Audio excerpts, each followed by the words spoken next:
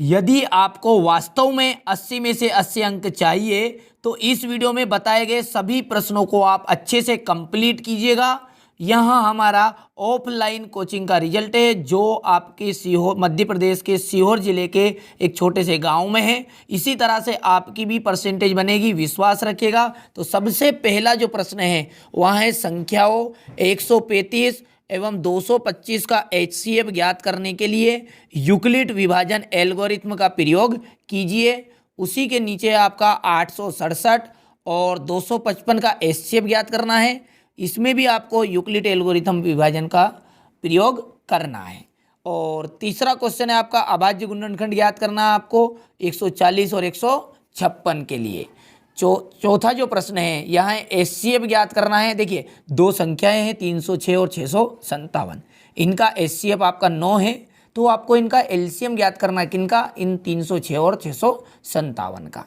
अगला जो देखिए ये जो चार प्रश्न हैं, यहाँ चार ही प्रश्न आपके पार्ट 1 से हैं और इन चारों में से एक प्रश्न आपका अथवा सहित 2 प्रश्न आपके 100% वार्षिक परीक्षा में आएंगे। ठीक है, यानी कि आपका नंबर बिल्कुल भी नहीं कटेगा।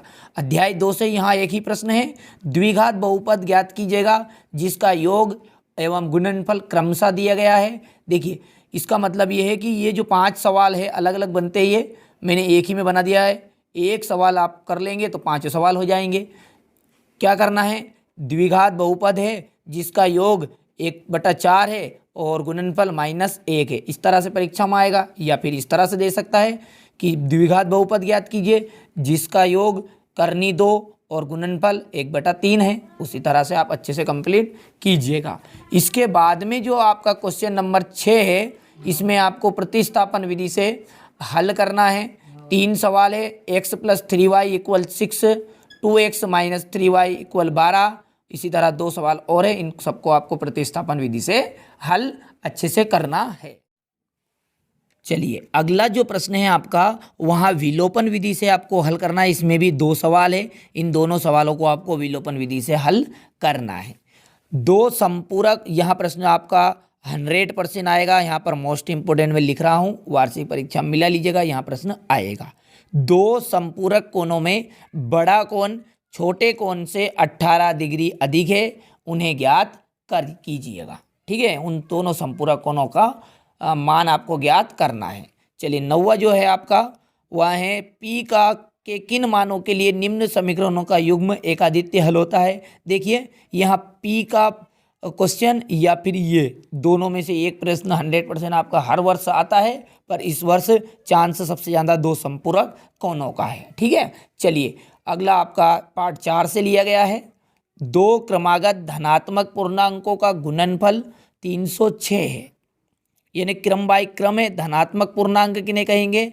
देखिए वैसे पूर्णांक कहते हैं माइनस वाली संख्याओं को भी, जीरो को भी, प्लस वाली संख्याओं को भी, पर यहाँ पर धनात्मक बोला तो 1 2 3 4 5 6 और वो भी क्रम से है। यानी कि आंसर आएगा आपका, यदि एक 12 आया तो दूसरा अपने आप ऑटोमेटिकली 13 आएगा, एक 15 आया तो दूसरा बन जाएगा 16।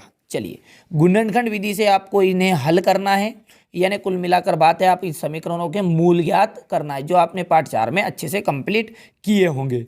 चलिए इसी तरह यहाँ भी आपका गुणनखंड का है और इसमें तो इसने बोल दिया ही है कि मूल ज्ञात कीजिए। देखिए ये तीनों सवाल एक ही तरह से होंगे, इनमें भी मूल ज्ञात होगा, इनमें भी, इसमें भी और इसमें भी, केवल वो तो प्रश्न पूछने का तरीका उसने बदल दिया है। 14वां जो प्रश्न है आपका 5 अध्याय से लिया गया है। देखिए एक AP का सवाल 100% आता ही है परीक्षा में। 21, 18, 15 में कौन सा पद -81 है। उसी तरह यही घुमा फिरा कर इन्हीं संख्याओं को बदल कर पूछ लिया कि इनमें से कौन सा पद 78 है। इसमें पूछ लिया आपको क्या लगाकर। देखिए ये सवाल 14, 15, 16, 17 ये सारे एक जैसे ही हैं। ठीक है, 5, 11, 17, 23 क्या कोई पद 301 है तो क्यों है, और यदि नहीं है तो नहीं लिख दीजिएगा। ठीक है, क्या AP 11, 8, 5, 2 का कोई एक पद -150 है। ठीक है, चलिए इसके बाद में है 2 अंकों वाली कितनी संख्याएं 3 से विभाज्य है। इसके बाद में जो 19वां क्वेश्चन है आपका वहाँ है 3 अंकों वाली कितनी संख्याएं 7 से विभाज्य है। देखिए ये जो क्वेश्चन नंबर 18 है या 19 है। यहाँ आपका 100% इन दोनों प्रश्न में से एक प्रश्न आएगा। वार्षिक परीक्षा के दिन इस प्रश्न को आप जरूर मिलाइएगा कि इन दोनों में से एक आया है या नहीं, ठीक है। और मुझे बताइएगा भी सही कमेंट करके कि हाँ सर ये प्रश्न आपका बताया हुआ वार्षिक परीक्षा में आया है। उस एपी का 31वां पद ज्ञात कीजिए जिसका 11वां पद 38 है और 16वां पद कितना है, 73 है। इसी के नीचे आपका 21वां प्रश्न है। 21वें प्रश्न में क्या पूछा है कि 3, 15, 27, 39 का कौन सा पद 54वें पद से 132 अधिक होगा। एक और प्रश्न आपका है 5 पार्ट का कि वहां एपी ज्ञात कीजिएगा जिसका तीसरा पद और 16 है और 7वां पद उसके 5वें पद से 12 अधिक है। देखिए ये जो 5 पार्ट है इसके सारे इंपॉर्टेंट प्रश्न हैं, बहुत कम ऐसे प्रश्न जो नॉन इंपॉर्टेंट है, इसलिए थोड़े से ज़्यादा प्रश्न हमें इस पार्ट में लेने पड़ेंगे। अगला है आपका 10 और 250 के बीच 4 के कितने गुणज है।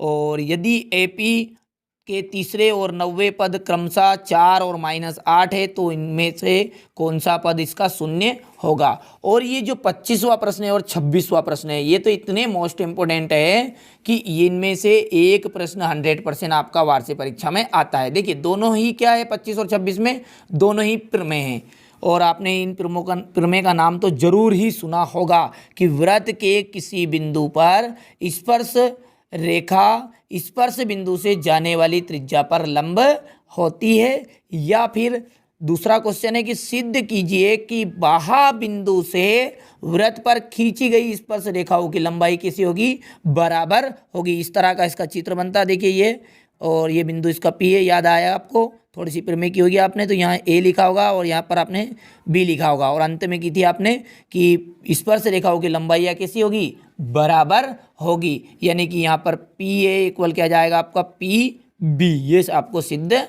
करना है।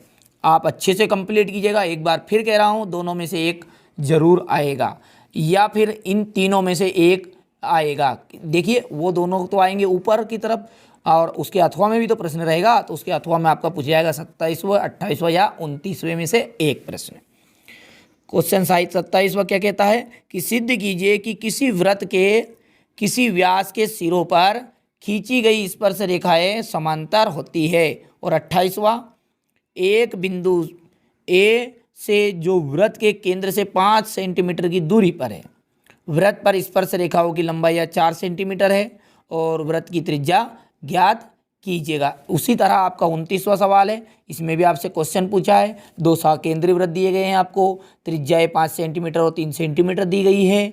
बड़े वृत्त की उस जीवा की लंबाई ज्ञात करनी है जो छोटे वृत्त को स्पर्श करती है। अब जो 30वां प्रश्न है आपका वहाँ 11 पार्ट से लिया गया है और आपको पता है कि इसमें रचनाएं करनी होती है। 7.6 सेंटीमीटर का एक लंबा रेखाखंड खींचना है और 5:8 में उसे विभाजित भी करना है और उन दोनों भागों को मापना है। या तो आप ये प्रश्न कर लीजिएगा या फिर आप 31वां और 32वां प्रश्न जरूर कीजिएगा। ये प्रश्न दोनों में से एक प्रश्न 100% आना ही है। देखिए इसमें क्या दिया गया है, एक त्रिभुज बनाना है, उसके समरूप एक त्रिभुज की रचना भी करनी है जिसकी त्रिज्या भुजाएं कितनी गई है, दी गई त्रिभुज की संगत भुजाओं का 3/4 गुना है। यानी कि देखिए इसमें एक त्रिभुज बना हुआ रहेगा इस तरह से छोटे भाग में मैं बता रहा हूँ, इस तरह से एक त्रिभुज बना रहेगा और उसके सामने आपको एक इस तरह से कौन चाप काटते हुए और एक त्रिभुज की रचना करनी है। तो इस भाग को यहाँ से इस तरह से मिलेगा और इसको इस तरह से और ये इस तरह से इसका चित्र बनेगा। तो ये आपको चित्र बनाना है और इसकी रचना के पद भी करना है। जैसा कि आपने इसको अच्छे से किया होगा, यदि नहीं किया तो आप किसी का दूसरा का वीडियो देखकर इसे आंसर को कंप्लीट कर लीजिएगा, ठीक है। चलिए 32वां प्रश्न है, 4 सेंटीमीटर, 5 सेंटीमीटर, 6 सेंटीमीटर भुजाओं वाले एक त्रिभुज की रचना करनी है, फिर इसके समरूप अन्य त्रिभुज की रचना करना है और उसके भुजाओं का जो संगत भुजाओं का कितना गुना होना चाहिए, वहाँ 2/3 गुना होना चाहिए। अगला जो मोस्ट इम्पोर्टेंट प्रश्न है वहाँ आपका अध्याय 6 से है। तो ये 5वां और ये 6ठा है, ये आपका अध्याय 6 से मोस्ट इम्पोर्टेंट प्रश्न है। इसका स्क्रीनशॉट ले लीजिए। वीडियो थोड़ा सा लंबा बन रहा है तो अब आप इनका डायरेक्ट स्क्रीनशॉट ले लीजिएगा और अच्छे से इन्हें पढ़ लीजिएगा कंप्लीट, कर लीजिएगा। ठीक है, इसके बाद में यहाँ से आपका ये जो 7वां है, 8वां मैं क्वेश्चन बोलता जा रहा हूँ और एम भी मैंने लिख दिया है। वैसे भी ये जो रेड पेन से एम लिखा हुआ है, 10वां, 11वां, 12वां और ये 13वां।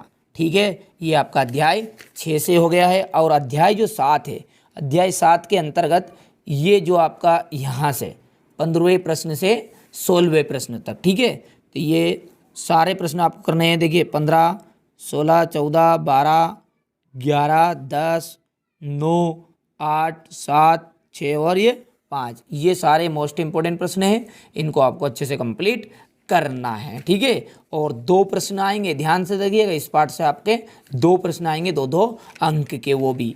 ठीक है, चलिए अध्याय जो 8 है, अध्याय 8 में यहाँ से आप इसका स्क्रीनशॉट ले लीजिएगा। सिर्फ और 7, 8, 9, 10, 11, 12, 13 और 14, 15। ठीक है, ये प्रश्न कर लीजिएगा। इसके बाद में अध्याय 12 से आप 6ठा और 7वां प्रश्न कीजिएगा। स्क्रीनशॉट ले लीजिए आप जल्दी से इसका।